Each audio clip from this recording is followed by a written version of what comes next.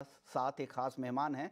प्रेम गर्ग साहब हैं, प्रेसिडेंट है, नेशनल प्रेसिडेंट है इंडियन राइस एक्सपोर्टर्स फेडरेशन के, IREF के। बहुत बहुत शुक्रिया सर, आपने वक्त निकाला है। सर, एक अहम इशू चल रहा है पेस्टिसाइड्स को लेकर, और यूरोप और US का एक ऐसा मार्केट है जहां पर अगर आप उस नियम को पालन नहीं करते हैं तो डेफिनेटली आपके जो माल हैं वो रिजेक्ट होंगे, और लगातार इस तरह के केसेस आते भी जा रहे हैं।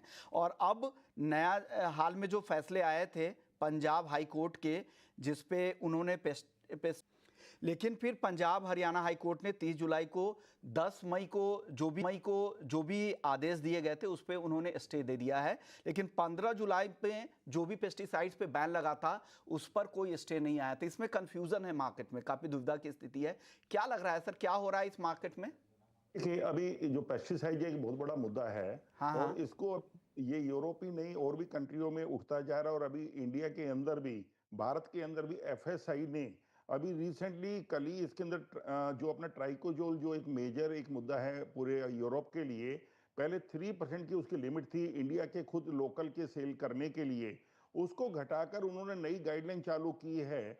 भारतीय मार्केट के लिए भी 0.02% ट्राइकोसोल अलाउड रहेगा। तो इसके अंदर तो क्या राइस की ट्रेड के ऊपर लोकल के अंदर भी काफी दिक्कतें आने वाली है यदि ये अभी लागू हो जाता है, क्योंकि यदि कहीं से भी FSI के अंदर सैंपल उठाएंगे राइस का और उसके अंदर 0.02 किसी भी हालत में नहीं मिलेगा, तो ये लोकल के अंदर भी सेल होना काफी दिक्कत हो जाएगा। जब इसके लिए जो अब बात करते हैं हम लोग एक्सपोर्ट के लिए, और पंजाब हरियाणा, अभी एक नया यूपी के अंदर भी इमीडिएट इफेक्ट से 12 जो पेस्टिसाइड हैं उनके ऊपर बैन किया गया है।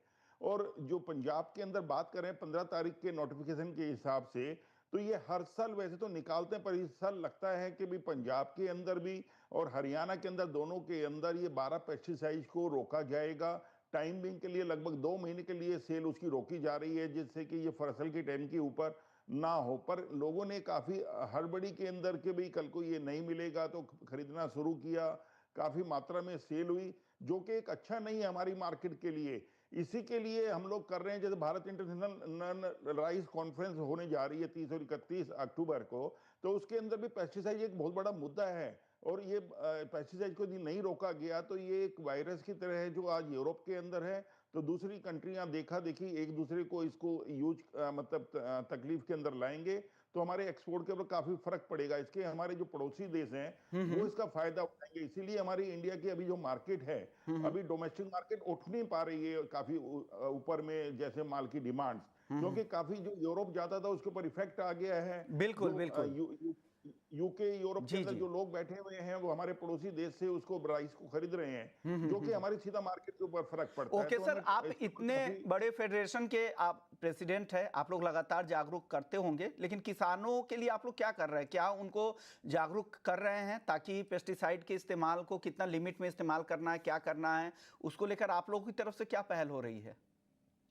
हम लोग इसके लिए काफी एक टीमें बनाई गई हैं जो जगह जगह जाकर के इनको किसानों को, अभी मंडी के अंदर भी जो किसान आते हैं अभी, या उनके एक गांव के अंदर जाकर हम लोग एक चौपाल कर रहे हैं, जिसके अंदर उनको बता रहे हैं कि भी आप इस पेस्टिसाइड को मत करिए यूज, इससे आपको खुद को भी सेहत का नुकसान है। और आने वाले दिनों के अंदर, जैसे मैंने आपने बताया कि हम क्या करें, तो 30 और 31 अक्टूबर को हमने किसानों के लिए अलग से एक रखा है, जिसमें 5000 किसान बुलाए गए हैं डिफरेंट 14 स्टेट से। और वो लोग आकर उनको ये बताया जाएगा कि पेस्टिसाइड का उनकी खुद की सेहत के ऊपर नुकसान, और हमारे को अच्छे रेट नहीं मिलेंगे विदेशों के अंदर और आगे जाने वाले टाइम के अंदर, तो हमारे को इसका काफी खमियाजा भुगतना पड़ेगा।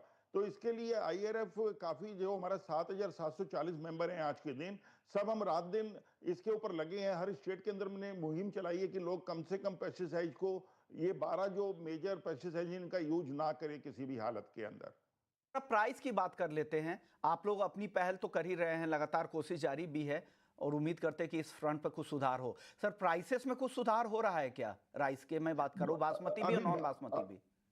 नहीं, नॉन बासमती के अंदर और बासमती के अंदर, दोनों के अंदर मार्केट अभी स्टडी है, कहीं सुधार नहीं हो रहा है, क्योंकि नॉन बासमती को लेकर चले थाईलैंड के अंदर काफी प्राइसेस डाउन हैं। जो अभी पर एक अच्छी बात है कि अपना भारत का राइस और थाईलैंड का राइस एक जैसे प्राइस के ऊपर बिक रहा है, जो कि हमेशा अदरवाइज थाईलैंड का राइस जो $50 प्रीमियम पर बिकता था, पर आज हमारा राइस और थाईलैंड का राइस एट पार प्राइस पर बिक रहा है।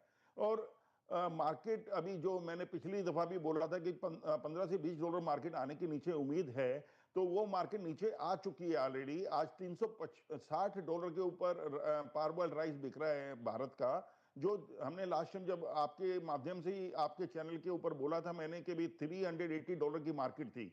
और अभी इसके अंदर और करेक्शन की गुंजाइश है, क्योंकि आज भारत के पास सरप्लस स्टॉक 58 मिलियन टन का है गवर्नमेंट ओएमएस के थ्रू। और भारत राइस के अंदर भी कल उन्होंने 5 लाख टन का एक नया कोटा निकाला है कि भारत राइस के अंदर देने के लिए।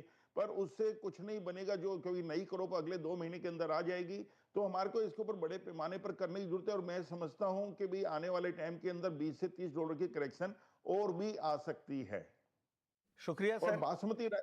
जी बासमती राइस की हम बात करें तो बासमती राइस के अंदर भी मार्केट स्टडी है।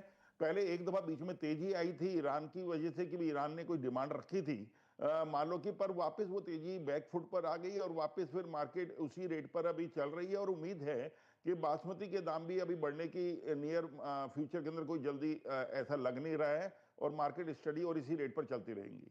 नहीं, मार्केट में बहुत ज़्यादा सुधार की उम्मीद नहीं कर रहे। शुक्रिया सर, आपने वक्त निकाला, थैंक हमारे यू। दर्शकों को गाइड किया राइस मार्केट को लेकर। चलिए बहुत बहुत थैंक यू। शुक्रिया सर। चलिए आगे थैंक बढ़ते यू। मसालों की